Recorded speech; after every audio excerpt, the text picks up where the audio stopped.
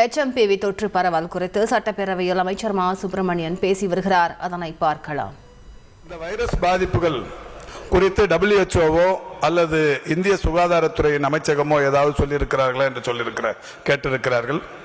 WHO பொறுத்தவரை 2019 corona பாதிப்புகள் தொடங்கியவுடனே அந்த கொரோனா என்பது தொடர்ச்சியாக பல்வேறு மாற்றங்களை பெற்று corona, beta, delta, delta plus, gamma, kappa, omicron என்று பல்வேறு விதமான உருமாற்றங்களை அந்த வைரஸ் பெற்றது.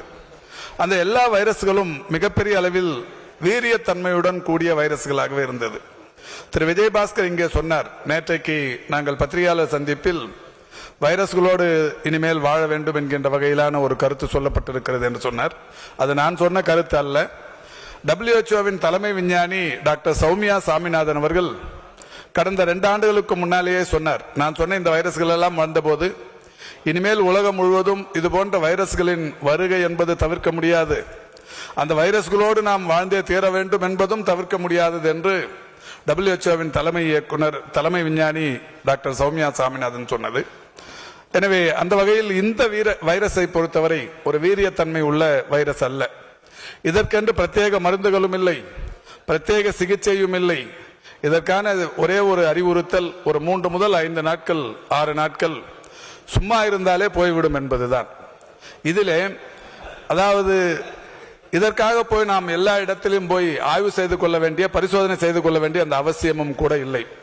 இந்த நோய் பாதிப்பு இருப்பவர்கள் யாருக்காவது ஏதாவது ஒரு பரிசோதனைக்கு செல்லுகிற போது நிச்சயம் HMPV கூட இருந்திருக்க வாய்ப்பு இருக்கிறது, தானாகவே போய்விடும். எனவே இது பெரிய அளவில் நாம் பயப்பட வேண்டிய அவசியமே இல்லை, இது குறித்து பதட்டம் கொள்ள வேண்டிய அவசியமும் இல்லை. இதற்கான தனியாக பிரத்யேக படுக்கைகளோ இதெல்லாம் கூட தேவையில்லை. சிந்தனை செல்வன் கேட்டார், WHO ஏதாவது அவசர நிலை பிரகடனத்தை செய்திருக்கிறார்களா என்று. 2019 கொரோனா வந்தபோது WHO ஒரு மெடிக்கல் எமர்ஜென்சி ஒன்றை டிக்ளேர் செய்தார்கள். 2023 மே மாதம் 5ஆம் தேதி அதே WHO அதை விலக்கிக் கொண்டார்கள். அதற்கு பிறகு குரங்கு அம்மை வருகிற போது, நம்முடைய மங்கி பாக்ஸ் வருகிற போது ஒரு அவசர நிலை பிரகடனம் செய்யப்பட்டது. அப்போதெல்லாம் மாண்புமிகு தமிழ்நாட்டின் முதலமைச்சருடைய அறிவுறுத்தலுக்கு ஏற்ப தமிழ்நாட்டில் இருக்கிற அனைத்து பன்னாட்டு விமான நிலையங்களிலும், சென்னை, மதுரை, கோவை, திருச்சி போன்ற அனைத்து பன்னாட்டு விமான நிலையங்களிலும் வெளிநாடுகளில் இருந்து வருவதை கண்காணிக்கிற அந்த பொறுப்பு WHO மற்றும் இந்திய மக்கள் நல்வாழ்வுத்துறையின் அறிவுறுத்தலுக்கு ஏற்ப அதை செய்யப்பட்டது. செய்திகளை உடனுக்குடன் தெரிந்து கொள்ள உடனே சப்ஸ்கிரைப் பண்ணுங்க.